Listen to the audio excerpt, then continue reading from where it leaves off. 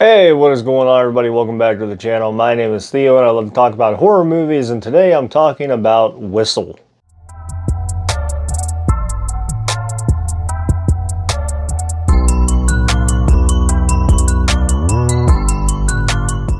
So 2026 not really starting off on a good footnote for me whenever it comes to horror movies. I think 28 years later, The Bone Temple is probably the only movie I've watched this year horror-wise that I've genuinely enjoyed. I gave my thoughts in short form on this movie a few months ago whenever the first trailer for it hit about what I thought this movie was going to be about and what I thought my genuine outtake of it was going to be. And basically, to summarize that short, I said that this is going to be a movie that's going to kill an hour and a half of your day, that's going to have a lot of non-memorable people in it, that you're going to turn on for background noise, that you're never going to watch again. And quite frankly, for me, that's exactly what this movie is. It's a teen bopper movie that you're going to turn on for an hour and a half to kill some time, probably never watch again. You're not going to remember the characters. You're not going to remember the story plot. And the story plot has a genuine idea. It's about this artifact whistle that they find from Mayan culture that basically whenever you blow it, it welcomes you with your death revelation coming to kill you. And it's a cool concept when you think about it, but it's not performed well here on screen. It's not acted well on screen, and a lot of the CGI that they use and a lot of the way that people die in this film, I didn't care for. It wasn't memorable. Didn't like the CGI effects. I didn't care for a lot of the processing on it, and the acting from the actors and actresses is very subpar. It's like what you would expect to see in one of those teen bopper horror movies like Fear Street Prom Night or like Clown in a Cornfield, stuff like that. If you enjoy those movies, you might enjoy this one a little bit. Like, for example, the first kill in this is incredibly CGI and doesn't make any sense whatsoever. The kill is basically this young basketball player. He's in high school. He shoots the winning shot. They go to the locker room where like this looming shadow fire spirit of some kind is following him around the locker room, and he's terrified of it. He gets into the shower, and essentially his friends are joking around with him about like if he's the only one in there, and yeah, that's what I told your mom last night. Very corny knockoff teen bopper jokes. And then he just bursts into flames. Just randomly bursts into flames and falls to the ground and dies. So in a shower full of water, surrounded by nothing, bursts into flames and dies. And they call it a gas leak later on in the film. So that's what starts this film for me. And I, from that point on, was like, huh, this is gonna suck. The movie's center plot is about Chris, who is basically a ex-addict who overdosed and caused her father to pass away while driving her to the hospital because of her overdose. And the central revelation in all of it kind of centers around this whistle and foretelling her death and how to beat it. And every single person that hears the whistle or comes in contact with the whistle will see their premonition of death, and it will come for them. It will off them in some weird fashion for either themselves or what's going to kill them later on in life. And like I said, cool concept, but every single person that it happens to in this movie, outside of maybe one, I didn't necessarily care for at all. It's not memorable. I don't necessarily like the CGI they use.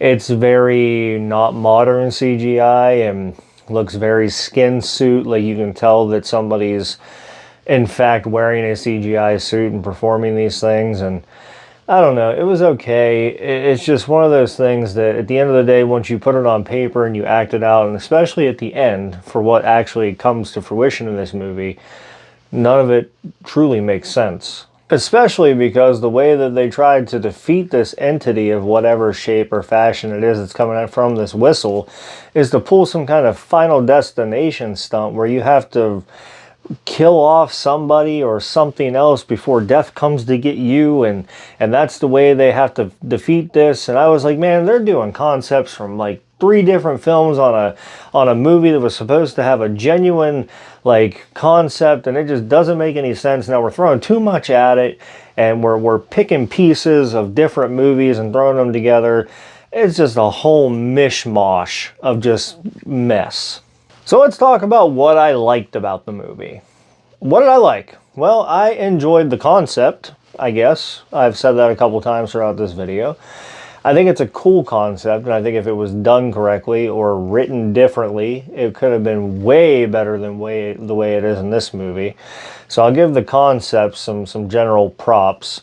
I think that by the time something like this comes along again, maybe it'll be better thought out, but on a personal level, the idea of having an artifact of some kind that can show you how you're going to die, or have a spirit that's going to kill you because of your later on death reenacted for you, that's a cool concept, and I'll give it props on that.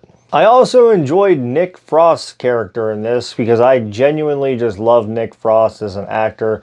I've loved the dude since Shaun of the Dead and everything he's done for those movies, Paul and Hot Fuzz, At World's End, and Getaway, all those movies. I think he's fantastic. And he's not in this movie very long, but I really enjoyed his part in this because he's, generally I thought he was going to be the thing that pulled this movie together for me. And then I found out like a few sub-minutes in that he wasn't in this very long. And I was like, oh man, come on, the one leading dude in this whole entire movie, we're gonna do that too, this short off in the beginning of the film. And again, his kill is the one where I was like, that was pretty neat. It's a concept that kind of puts it in motion.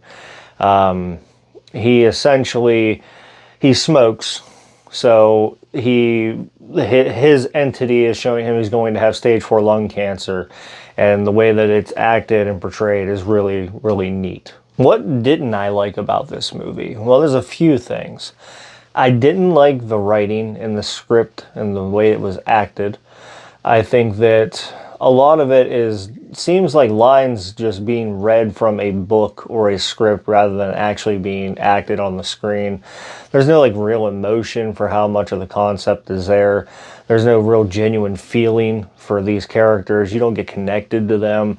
You don't root for them in any way, shape, or form. You're not hoping that none of them don't die.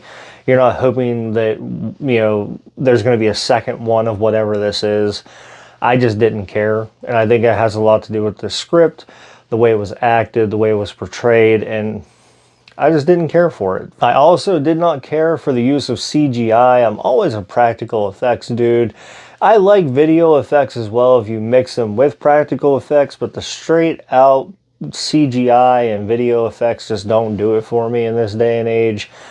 Sometimes I can be like, oh, that's really cool, but in this film, not so much. It's all stuff that's been done before, and the stuff that hasn't been done before, it don't look too great. It's like that mid-2010 era CGI looking stuff that it just doesn't sit well whenever you're going near 2030. We're coming up on 2030. We have tons better technology.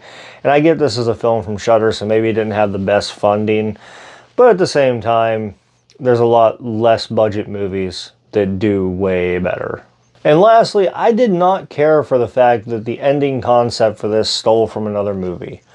And I said it a little bit earlier in the video, but it does steal its general plot ending from Final Destination. And you can vividly tell that just from the way that they talk about it and the way that they speak it into existence.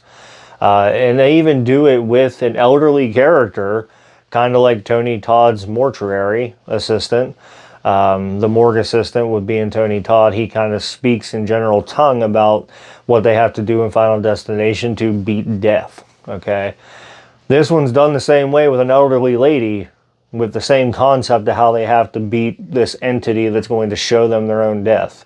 So I don't care for that. I think it needed to be more genuine, especially for a unique concept like this. I don't know. I don't like things that get copied over and over again. I don't like rehashing. I don't like things that just get, remastered and redone and revisited. It's just not for me. I mean, I even video game wise, I can't stand whenever we remaster a video game 17 times. I'm looking at you, The Last of Us. Why do we need 20 different versions of the same game or same movie or same general ending of a movie or same idea for a movie? Think of something different. Think of something unique. Write stuff down. Come up with better ideas. This movie could have been great if it just had a better centralization of acting and a better subplot ending. So yeah, like I stated at the beginning of this video, 2026 is off to a rough start for me for horror movies, and I hope it gets better. We have some bigger titles to look forward to as the year goes on, so let's just keep hopeful that we're going to get some bangers this year, and we're not just going to be stuck with a couple, you know, okay-ish horror movies this year. But yeah, I didn't care for this one. I would not recommend it. I'm going to give it a solid 2 out of 5 stars, and that's only because of the general idea of the movie. It probably would get less than that if it didn't have an okay idea to the actual framework for the movie itself. So that's that for me. Alright guys, that'll do it for this one for me. I appreciate everything you guys do for the channel. Remember to like, share, and subscribe. Check under your beds. And stay safe out there, everybody.